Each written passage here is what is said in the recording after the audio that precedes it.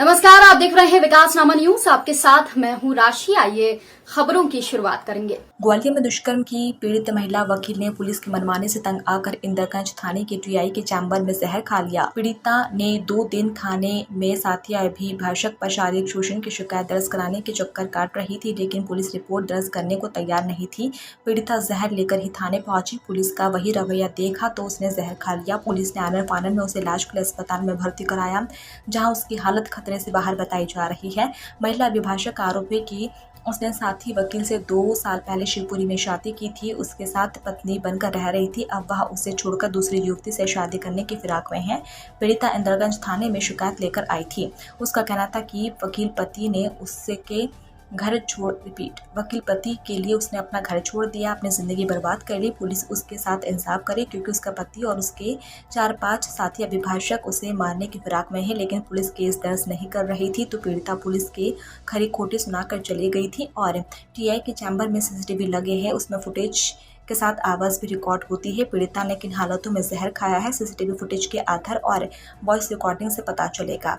जब पीड़िता जहर लेकर थाने आई, पुलिस ने फिर शिकायत को अनसुना किया तो उसने टीआई अनिल भदौरिया के चैम्बर में जहर खा लिया। वहीं पुलिस ने महिला को आनन-फानन में इलाज के लिए अस्पताल पहुंचाया, जहां डॉक्टरों की देखरेख में उसे खतरे से बाहर बताया जा रहा है। फिलहाल महिला की शिकायत को लेकर पुलिस कार्रवाई करने की बात कर रही है। अब देखना ये होगा कि महिला की शिकायत पर पुलिस क्या कार्रवाई करती है।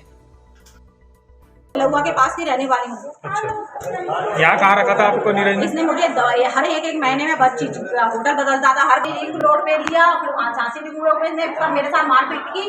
पुलिस का हर एक लोग इसके साथ मिले हुए हैं वालों के साथ। मुझे मीडिया, मुझे इंसाफ चाहिए, मुझे पूरा इंसाफ चाहिए। मैं ये जानती हूँ कि आज मैं आज दुष्कर्म का मामला दर्ज हुआ, जिसमें फरियादिया ने वैसा बताया है कि वो पहले शादीशुदा थी और उसके बाद में जो आरोपी है वो उसको शादी के नाम पर ले आया था कि हम शादी करेंगे और उससे तलाक दिलवा देंगे। लेकिन पिछले 1.5 साल से वो यहीं रह रही थी और उसको अलग जगह उसका कहना था कि आरोपी ने रखा, उसको दुष्कर्म किया। जब उसकी शिकायत शादी नहीं करने के लिए उसने शिकायत की तो वो उसके कुछ 2 साथियों ने उसको परेशान भी किया, मारपीट भी करी। तो ये इसने बताया है, तो इसमें प्रकरण पंजीबद्ध हुआ है कल इंदरगंज थाने में। फरियादियाँ पहले भी आई थी थाने पे और उसमें जो आरोपी है, चूँकि वो चाहती थी बेसिकली कि आरोपी उसको साथ में रखे, शादी करके और साथ में रहे, तो उसको पहले समझौता करके वो चली गई थी, अपने हाथ से लिख के गई थी कि मैं साथ में जा रही हूँ। लेकिन अभी वो जो उसका व्यवहार था उस हिसाब से नहीं था जो समझौता हुआ था, और उसकी वजह से उसने कल आई थाने पे और पहले उसने यही कहा कि वो शादी करके उसको साथ में रखना चाहती है, उसकी व्यवस्था करें। तो उस पर से उसको लगा कि मेरा ये काम नहीं हो पा रहा है, तो उसमें उसने परेशान होकर जहर का कुछ चूहे मार गोली खा ली थी। पुलिस ने तत्काल उसका पता लगने पर कि उसने कुछ खाया है, उसको हॉस्पिटल ले गए थे, उसका इलाज करवाया और उसके बाद उससे बताया कि भाई आपका प्रकरण हम पंजीबद्ध करेंगे, तो कल प्रकरण भी पंजीबद्ध किया गया।